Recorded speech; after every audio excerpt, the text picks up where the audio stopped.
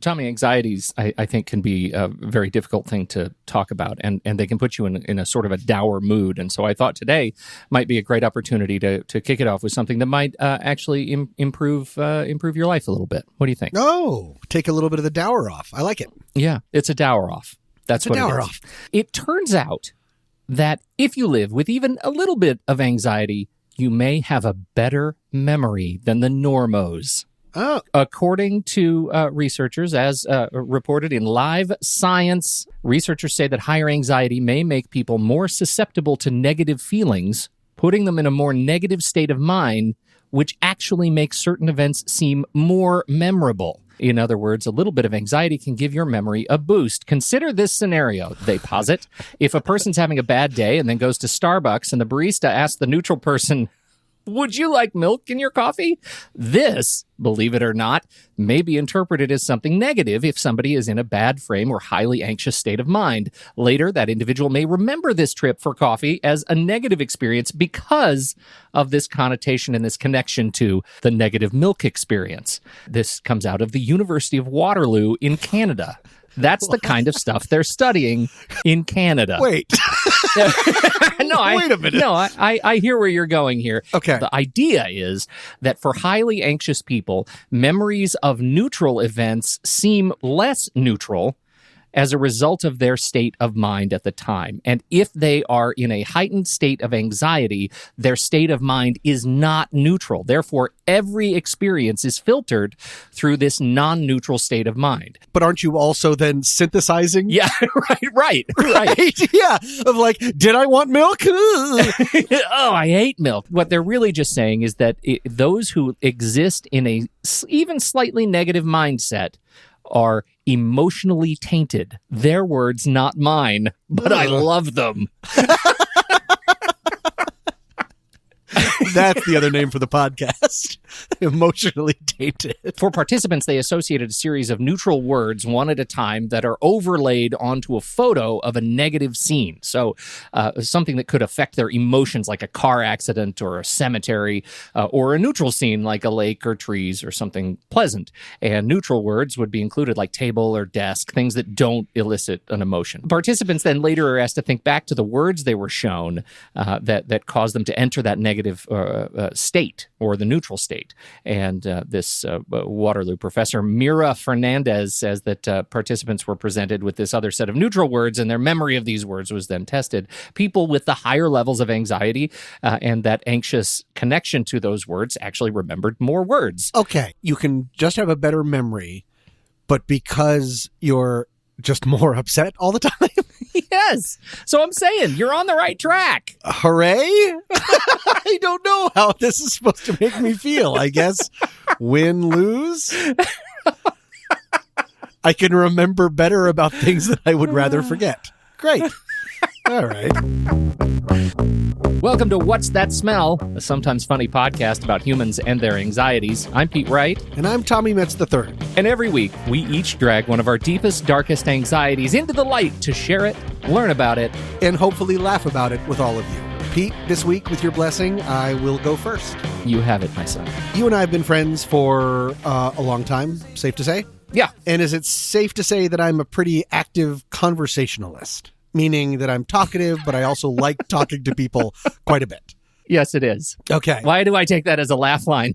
Well, it actually took me a while to find the word conversationalist. Yeah, he's chatty. Something that was kind of, to use your words from the cold open, neutral. Neutral, versus, yeah. I yammer like a machine. Yeah, you're annoying. What? Yeah, exactly. That's what I was trying to. But fair enough. So being an active conversationalist, and over my life, I have learned that is most likely for two reasons. Number one, and this is true, I'm honestly invested and interested in other people. I really crave connection and interaction. I really like hearing what other people have to say and their personal views on stuff. That checks out. I buy that about you. Yeah. Thank you. Yes. Number two, I have learned as I've gotten older that there is another sneakier part of that involves anxiety, and that is I am really afraid of silence. during a conversation. Those times when the conversation grinds to a halt and you're just sitting there in silence, I get really uncomfortable.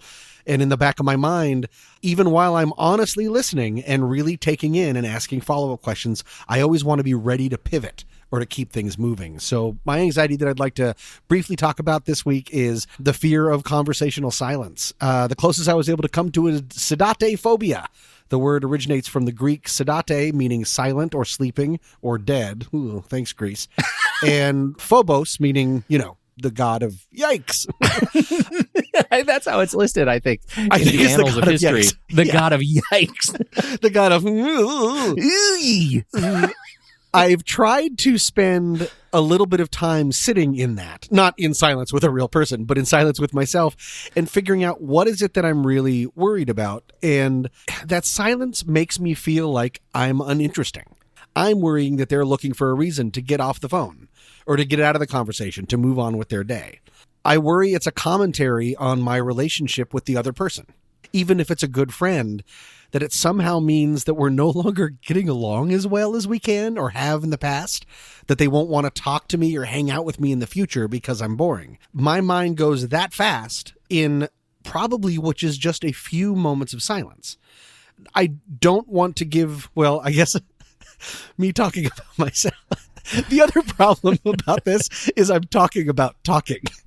And so now I'm so hyper aware about whether I'm letting you talk or whatever. I'm just going to keep going. Well, that's funny because I've been trying to interject for like 5 minutes. So yeah, anyway, no time for that, Pete. So here's the point. This is that thing I actually do know about you. And it's all coming clear now that you have a problem with any interaction that includes, that's interesting, and then silence. Unless I really believe that you do feel, if you're the other person in the conversation, you do believe that's interesting, I'm going to mull that over for a second. Yeah. Instead, if I take that as a conversational filler, I mean, some of the things that I dread most in conversation, and they really don't come up much, is when someone goes, so... Like, you telling me that the conversation is failing, and I take responsibility for at least part of that. So, or my longtime friend from grade school, Scott Lamb, obviously this is something that I worry about because it's stuck in my mind. This probably happened in 5th grade. We went over to visit a friend, conversation ground to a halt, and he went, so, crazy, crazy, crazy. And I was like, what are you doing? That's not a crazy thing to say. It's fine. But for me, that just means conversation death. It's the equivalent of a sad trombone. It's the worst. Exactly right. Exactly right. It's the verbal equivalent of a child throwing himself a party and nobody comes. Like it's just one person in a party hat sitting alone in the long shot. And it's just like, burr, burr, burr. Oh my goodness. This is something that I honestly worry about. Do you have any feelings like this? You have to understand, I feel like I am generally, in public, like at parties, I am a genuinely terrible participant. Really? I wouldn't think that about you at all. Oh, I'm terrible. It is so much work. I am a deeply invested introvert. I didn't used to be, and I think introversion, extroversion tends to be fairly context specific, right? Like I used to be an extrovert when I worked in sales, but I've been podcasting for, years now, right? It's 12 years I've been podcasting professionally in some way, shape, or form. And when I look at like the episode, just on an episode level, I produced like 1,500 individual episodes over the years of my voice talking into the internet. And I think that is in large part a way for me to compensate for how bad I perceive myself in public. Because you're still communicating and you're still putting yourself out there, but it's largely either a 1-to-1 or a 1-to-0 kind of situation. Here's what I would submit. I would submit that for me, it's because it is a way for me to reclaim control in a conversation. It's a way for me to have a conversation like this one with you in a controlled environment where I get to respond to just you, where I know your attention is on me, and we are speaking with each other in a sort of non-distracted environment. And so as a result, you don't risk the potential for losing my attention, or if we were having the same conversation at a party, right? And there is a lot of noise and hue and cry of other distractions around us. And maybe we weren't close friends. Well, right. Even if Right. we were, But even if, worse, right? That suddenly I risk losing your attention as if losing is a competition in a conversation, right? That it's a game that I have to compete. And that's what I'm hearing from you, right? That I have to keep talking because if I don't, it's the equivalent of me missing a hurdle. Yeah, that's a great way to say it. And I do though want to be nice, not to be nice, but to be true to myself. I do not believe that I do yammer on and on and on and on. I would like to think that I'm a very good listener. And a lot of the conversation has to do with me asking follow-up questions because I really do want to know. I guess what I'm getting at is that I have trouble with some people just getting honestly relaxed. That I'm always very hyper aware of where the conversation's going and any potential pitfalls that might happen. Always remember this follow-up in case you need it. Ugh, this makes me sound like a jerk. I feel like you have this image of somebody at a party who actually in the middle of a conversation might pull out like a blankie and a pillow and just be like, you know what? You are the worst thing at this party and I'm going to take a nap because I can't find anything else to do. Yeah, and it's either that or like some sort of mental clipboard that they just take out and in real time go, oh, okay, so that's all you've got to give and got it. And that is now your identification forever and next. And we're done. And that's not how people work. No, it's not how people work. And I know. happen to know from having attended parties with you that you are not that guy. And you are deeply interesting and interested in those around you and the world around you. And I have never heard anyone say, yeesh. That Tommy, whew, snooze fest. Like that has never been a thing. Well, actually, I've got some bad news for you. No one. It's weird. It's as if you heard the quote. No. And thank you for saying that. And I do believe, at risk of sounding like I'm complimenting myself, because I'm actually not, I do believe that that is true. I think I do, though, spend way too much sweat equity than is needed. Yes. That I can just, if I could just sort of rationally relax and be like, I enjoy this and this is fine. And it's never happened really before. So why would it happen this time? I mean, that's a lot of what anxiety is. When it's your event, is it different? If the stage is set in such a way that you personally are in a position of some sort of power, for lack of a better word, or control, again, like if it's in your place of residence or if it's in some place that's considered your turf, does that make it a different sort of experience for you? Honestly, it could go back and forth, but my first instinct says that actually makes it worse. Oh. Maybe that's ironic, maybe not, but the fact that it's my event or something where I am in quote unquote control, that ups my requirement. Like the stakes are higher. The stakes are higher, and it's even more my job that everyone has a good time. Interesting. That no one finds me boring. So I guess I would see where it could be where I could have, more confidence in that situation, but it probably just makes the social requirement a little bit higher. For me. Yeah, no, I can totally see that.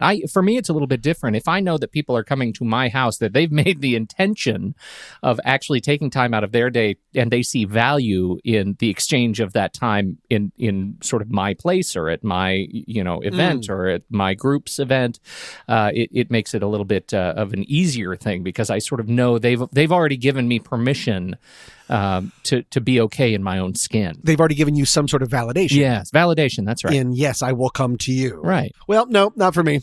Not for me. That sounds great. That does make sense. And I'm not sure I might outthink my way so I can go back to being slightly uncomfortable. Yeah. No, you do your part. I do know the rational factors that I was able to sort of think of is that silence is a normal part of conversation. Number one. Number two, It can help the conversation. It helps you concentrate. People can appreciate the fact that you're really taking it in. I was thinking number three, that silence between two people can be a real sign of trust between two people. Right. That I trust you, that we don't have to be, quote, on all the time. Rationally, I get that, but irrationally, it still makes me super goosey. That's the medical term, is goosey. I've heard that. That's in the DSM. Yeah, that is in the... It's very new. It's in a draft. You won't find it yet. It's in a draft. Wait for it. By knowing it, by calling it out, Not to, and now to you and all of these listeners, it does drag it out of the darkness, and it does make me keep in mind, why are you doing this to yourself? I guess if I had to say what, now I'm talking about worrying, but if there's a real sort of factor that this anxiety has in my life, it's that I know that there are times that I cut off a healthy conversation, not in the middle like a creep, like I just have a jetpack, but like just hang up. I cut off the conversation before I need to because I'm afraid that at some point it might grind down to silence. It's a healthy conversation, and then I cut it off, letting the other person get off the line if we're on the phone, or, just give them an out before I need to because I'm afraid. It's almost like leave them wanting more. It's that kind of idea. I don't think I do it a ton, but I know that I have maybe shut down real conversations just because of that. And that's me going too far. That's the opposite of let's drag it out into the light and think about it. That's just me letting my anxiety get a hold of me. Well, that's when you forget that not every interpersonal conversation is sketch comedy. Oh, what do you mean? Well, I mean, sometimes, you go into a conversation, particularly with somebody that you trust or that you want to, you want this person to like you, right? If you don't have an established kind of relationship, if it's somebody if you've heard about, that they're a good person, you want to make a good impression, that you go in and all of your senses are heightened and you think, I'm going to put on a show. They're going to see my best material. Right. That's the difference between a conversation and a performance. Right. Right? Yes. And that's probably where I'm accidentally blending those two things together. Right. Because that is another exceptional skill of yours in the professional capacity. Well, I wasn't fishing, but I like what I caught. I think you're right. I think that makes a lot of sense, that I need to remember that it's just friendship. It's not a performance, and I'm not being judged. It's not like the last time that I talked to them is whether I get voted off the island. Because let's be clear, you would have been voted off a long time ago. Absolutely. And I'm also afraid of islands. So silence can literally grow your brain. I would have normally thought that most brain function or things that your brain grows from would come from outside stimuli, like learning. But in 2013, the journal, one of your favorites, Brain Structure and Function, they did a study comparing the effects of different noises on the brains of mice. They tried ambient noise, white noise, pup calls, and I learned while doing research for this that baby mice are called pups. Did you know that? Oh, I thought they were calling dogs to put them in a state of heightened anxiety. Right. Yeah, hey, exactly. Mice, here's a pit bull. Yeah, here's your natural enemy, if there was one. But no, ladies and gentlemen, baby mice are called pups, and that alone makes this podcast worth downloading. Okay, ambient noise, white noise, pup calls, and silence. And silence was originally only supposed to be the control in the study, what you measure everything else against. Mm-hmm. But they found that actually 2 hours of silence daily led to the development of new cells in all of them in the hippocampus, which is the brain region associated with learning, memory, and emotion. That does make sense to me because I'm sure it's just letting your brain, it's kind of like dreaming or sleeping. It's letting your brain settle down, recharge, and go through everything that it has been dumped into it by everything surrounding us all the time, mm-hmm. and it needs silence to do that. So I thought that made a lot of sense. Does it change the way you feel about experiencing silence in social situations? Not at all. Okay, good. Yeah. But then this other thing did. Have you heard of Men's Health, the magazine? Every damn day, Tommy. In 2015, they did a survey on what makes a man attractive, and 53% of respondents said that the ability to be silent and listen was the most attractive practical trait that they look for in a partner. And that makes me feel great because I know that the information in those types of magazines are always right on the money. Because that's how I got these rock hard abs in only 2 weeks. Have you ever been sitting in silence in a really silent room and sort of heard a ringing sound? Yeah, that tinnitus. Right. Isn't that the result of all of the, the shells that have gone off, during the war? Right. Exactly. That actually silence is very loud, that our brain naturally creates noise to fill the silence. So once the machine that would ordinarily be sending sound to the brain stops working, the quote synaptic balance in those neurons goes haywire. Because nothing is regulating it. Nothing is pulling it down into its normal level of activity. And so it just starts generating its own activity in that pathway. And then you can hear ringing or buzzing or humming, all of which fall under the term tinnitus, exactly. Yeah, tinnitus, tinnitus. I've heard it both ways. Yeah. Even when there is silence, your brain is still screaming at you. So that's horrifying. That's fantastic, fantastic information. And how, I mean, you say, and I'm sure a little bit in jest, that it changed the way you think about your silence anxiety. This is, and I'm sort of likening this to a kind of social anxiety. I don't know if you would agree there, but correct. Do you feel better having talked about it? It makes me absolutely feel better talking about it, because one of the most important things to remember, and you do this by talking to people, is it's not just you. That's kind of one of the bases. They're called pups. It's one of the bases of this podcast, is that it's not just in your head. Bringing it out into the light and talking about it makes you feel better, because really, if two people are having a great conversation and they fall silent, at worst, the only thing, and this is the rational part, the only thing that's really happened is that both of them have let their insecurities, at worst, get the best of them, and they're both stewing in silence. So even if that worse, probably what has happened is just they're thinking about it, or they're thinking about something else to bring up or anything. But even in that worst case, it brings us together. It's two people sharing a common situation. And just knowing that makes it better. I have... I saw what you did there. Didn't care for it. Now it's showing its ugly face. What can I do? Tommy, I'd like to tell you a story. Oh, I love stories. It's a story of a family trip when I was 10 years old. Okay. I went on a trip with my dad to Oklahoma. Now, we were living in Colorado at the time, and but I was, you may not know this, I was born in Oklahoma. And I shudder. I'm nervous to tell you where I was born in Oklahoma, but I'm going to try it because, airing of grievances, I'll let you get it out. I was born in a little place called Jinx, Oklahoma. I wish I had said it at the same time. Well, what's great is they didn't even spell it right. It's Jenx. Like, what are you going to do? But it's a little, yeah. It's pretty much it's sort of par for the course. So we went there to see the old stomping grounds. Both my parents were from there, and so I had not spent much time in Oklahoma. I think we left when I was 6 or 7. So we went back when I was 10 or 11 years old to kind of tool around the place. And now that I say this, 10 or 11 years old, I think I was older than that. I was probably in high school, early high school, maybe 14, 15. My grandfather was an oil industrialist. And as a result, he had many connections in Tulsa and was given many gifts of infrastructure from other builders of this city in his time. And these gifts of infrastructure were immovable, right? They are inseparable from Oklahoma. In this case, I'm talking about graves. Oh. He was given, as part of his role in Tulsa, he was given 10 grave plots and a couple of spots in a mausoleum at one of the biggest cemeteries in Oklahoma. Oh. It was very extravagant. Wait, why is he being given gifts? Well, it was a trade for some such or another. Oh, so thing. it's like I don't know. It was like a gifts in kind. Yeah, he exchanged like oil mineral rights to this guy, and the guy said, "Hey, you want 10 grave spots? These will be valuable." You scratch my back, I give you places to die. Okay, got it. Okay. And let's be clear, these aren't places to die. You go here after you're dead. So you can let that Is that go. how graves work? That's how graves work. I should write that down.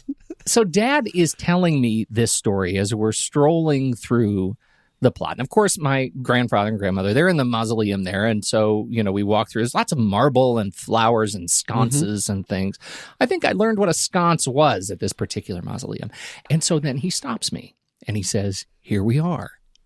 And I said, "Well, where are we?" And he said, these are our family plots. Oh. We're standing on this perfectly flat, beautiful green space. And I wasn't really thinking about the impact of these things as a 10-year-old, and in fact, we got to laughing so hard about it that we thought it'd be fun to take a picture of the moment for my mother. So Dad had me lie down in the grass and cross my arms over my chest, staring up at the sky. And he took a picture of me in my future gravesite. Oh, wow. So we'll let that sink in. Wow. You were doing a dry run through.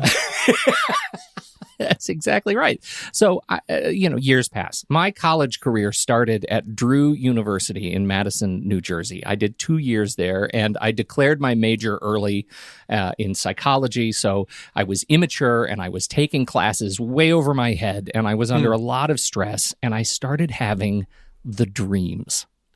I would be on my back in the grass, looking up at the sky, and there's my dad taking that one picture of me. And then I would start to sink into the soil, into the earth, and I would land in a box, buried alive. Oh, wow. Oh, how often did you have these dreams? Oh, it was easy for a year. It was my freshman year was okay. Sophomore year was a hot mess of so little sleep, waking up in cold sweats. And it is with that I introduce you to taphophobia, the irrational fear of being buried alive. Wow. Good one. You think, of course, it's irrational, and then you start reading how it's described. And so I want to read this passage, and this is from, Wikipedia, source of all knowledge. And sure. But just listen to the language. Premature burial can lead to death through the following: asphyxiation, dehydration, starvation, or, in cold climates, hypothermia. A person trapped with fresh air to breathe can last a considerable time, and burial has been used as a very cruel method of execution, as in cases of Vestal virgins who violated the oath of celibacy, lasting sufficiently long for the victim to comprehend and imagine every stage of what is happening, being trapped in total darkness with very limited or no movement, and to experience great psychological and physical torment, including extreme panic. Right. So, of course, I am having these dreams, and I'm waking up in the cold sweats, and and it's not like I'm afraid of dying. That's not the thing. This is a very special sort of a place on the Venn diagram between the sort of generalized fear of death, which is, I did not know this, called thanatophobia, and claustrophobia, and, the act of being alive at the time, right, and being trapped and imprisoned, and again, loss of control. And so we talked about loss of control in your bit in the front. I think that is a central theme in a lot of the anxieties I've experienced over the years, that there's no way to reclaim control when you can't scream, when you can't yell where nobody's going to hear you. And so in the case of being buried alive, as much as I like to think, okay, of course it's irrational, it turns out that we have a fear that is based in some legitimate history. Oh, I'm sure. American funeral director T.M. Montgomery wrote in 1896 that at the time he estimated nearly 2% of those exhumed were no doubt victims of suspended animation. Suspended animation. Thanks for dressing it up. So smart back then. But really, it was this sort of false coma. Like they were in a coma. Right. They didn't know what coma was. And so they put them in a box, right? And, sure. And of course, these are people who have not been properly pronounced dead. They were buried and then exhumed to discover the bodies had demonstrated signs of life in the casket. And most of these signs, I don't want you to worry, because most of these signs, they're part of the natural process of decomposition, right? You know that hair and nails continue to grow after death, that sort of thing. Right. But the fear of taphophobia was to the point that in 1799, George Washington actually made his attendants promise not to bury him for 2 days after his death, just to make sure. It was that much of a real... It was way back then. So I think, maybe it's irrational. It's irrational. We could check this one off the list. This is just a series of dreams. I don't have to worry about this now, right? Right.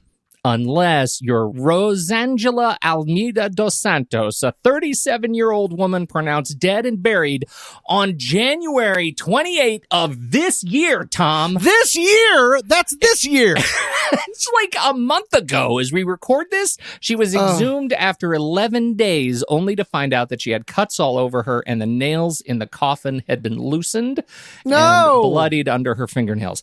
What? Oh my God. Why was she exhumed? Why do we know this? The mother tells this story that, in fact, kids had reported they heard screams from in the ground, that people walking by heard screams, and, they already knew that the hospital had some shady issues going on, had a reputation for making mistakes. There are these stories around here about why they decided to exhume the body. In fact, it was just members of the community who went out there illegally and opened up the casket. They dug up the casket on what they now say are potentially rumors that they in fact have been accused of grave robbing and violating the sanctity of the grave, that maybe the mother's just experiencing the deep remorse that comes from losing a child. There is, let's say, it is questionable. The story is questionable, but the Brazilian news is all over this woman trying to fight her way out of the coffin. And the one thing they have not come back and countered is the appearance of her trying to get out of the coffin. There are still the scrapes and scratches and the bruises on her back, where apparently she had turned over and tried to use her back to force the earth up above the lid of the coffin. So just when I think I'm okay, Tom, these are just dreams. Right. Then I read about poor Rosangela Almeida dos Santos, and I think kicked in the tail strike. You really do. I feel like this is one of those funny things, talking about these things. This is not something I live with every day. I will tell you, though, that I have flashes of these dreams when modern media decides that they want to plaster it all over my nightmares. The fantastic two-parter episode of CSI called Grave Danger is one of my most horrifying experiences of watching television. Is the beloved Nick Stokes is buried alive in a fancy glass coffin where he can see the dirt around him, and they start pushing, ants. I saw that hole. one. Oh, it was terrible. I had to stop watching because of something that you might remember. But do you remember who wrote and directed that, or at least wrote it? You did. Quentin Tarantino. That checks out. Yeah, he wrote both of those. I don't remember if he directed it. It was just horrifying. No, that was horrifying, and it involved little things that live under the earth. I had to stop. I wasn't able to actually finish it. He was saved. Let me just say this. He was saved because of the dedication of his friends and amazing computers. He was able to live in this completely fictional universe of CSI. Right. But those sorts of stories are triggering for me, right? I go to sleep and I have to think, okay, I need to actively think about, pink elephants. I have to think about a symbol that is totally distracting to me. Because you'll start spinning on it and spinning on it? I will start spinning on it. I can't close my eyes. I have that, that sort of hyperventilation experience, and I have to step back from it. I have to find a way to step back from it. So it can really get that strong. Wow. It really can. It's a horrible thing. It's that compression. And I also have problems, I think as a result, maybe not as a result, but, I don't like these stories because of, I have a problem with, claustrophobia. I imagine myself in a submarine, for example. There was a time when I thought, hey, I'd be a great submariner. I'd love to be full on Red October, then I actually got on a submarine, a tour of a submarine, and thought this was a horrible mistake in every way. A giant floating coffin. Yes. Okay. And it sinks. Tell me more. Yeah.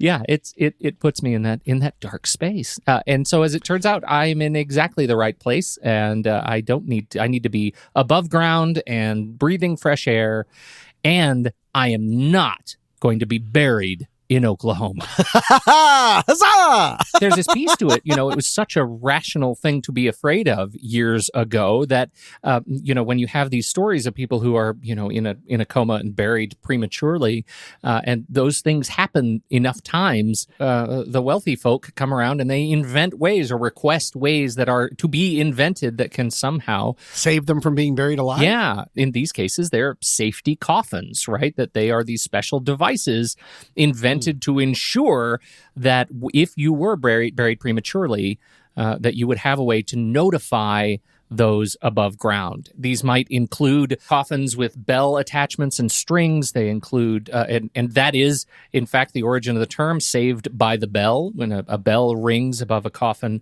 that'll trigger That's an someone exhumation. inside ringing it? Someone inside ringing the bell. They include moving all of the fixtures to the coffin, right? The switches and latches that allow you to open it, moving all of those fixtures inside the coffins so that you can actually, I don't know how, I've always found this to be of dubious utility. How would you actually, even if you could open the lid from the inside, how would you possibly be able to lift it up and get through the dirt? That has always seemed like a ridiculous premise to me. And equally terrifying. We should replace the dirt with packing peanuts. I have a whole plan for all of this. It's foolproof. It's all the Amazon bubbles. The Amazon bubbles that come in your all boxes. That. It's just all that so they stuff. give you an inside doorknob and then a little And a pin, tack. and you just pop your way out. And it's actually saved by the pop is the new term. And all you hear from underground is pop, pop, pop, pop, pop. Yep. We got it. We locked this one in. Good talk.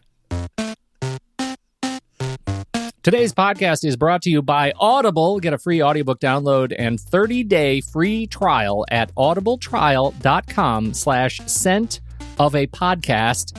There are over 180,000 titles to choose from, and you can use it on the Audible app for your phone, for your iPhone, Android, Kindle, other generic MP3 player, whatever it is. The audiobook for you is there, audibletrial.com/scent of a podcast. And to celebrate, Tommy, you have picked a book for people to get started. I have, yes, involving my nonsense about fear of silence. I would like to suggest Quiet, The Power of Introverts in a World That Can't Stop Talking, written by Susan Cain. This came out in 2013 and was an enormous hit. It's kind of a Malcolm Gladwell-like book about how some of the greatest people in history have been introverts. They include Rosa Parks, Chopin, Dr. Seuss, Dr. Steve Wozniak. Don't know why I said doctor. I do not believe he got the MD. Either way, it's a good way to learn about the importance of silence and to treasure the inner introvert in you. The irony of this book is it will actually make you great at parties. Weird, right? So weird.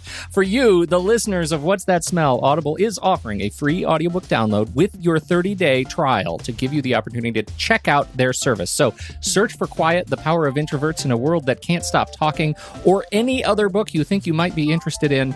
Just start at audibletrial.com/scent of a podcast, and you will tell Audible that you heard about it from us. So I better use my legs. Today's tune you've been listening to is Music by Asaf Ayalon, and you can find that in iTunes or anywhere finer music is served. Link in the show notes. Find the show at rashpixel.fm, Apple Podcasts, Spotify, or wherever fine podcasts are served. We don't pay to advertise this show, so we appreciate you sharing with others you think would be interested. Coming up next week, some of those people are on the record as saying that they exhibit this same set of conditions. Maya Angelou and Tom Hanks and Neil Gaiman. Really? I feel like I'm in a damaged club, but it's a nice club all the same. But it's a good club to be a part of. It's a good club to be in. Yeah, I'm all alone, but I'm in good company. I'm sorry. We're doing this week. And let's tear the Band-Aid off, Pete. It is not about number one. The world can hear me do number one. I will pee in front of the Pope. Until then, I'm Tommy Metz III. And I'm Pete Wright. Thank you for downloading. We'll be back next week on What's That Smell?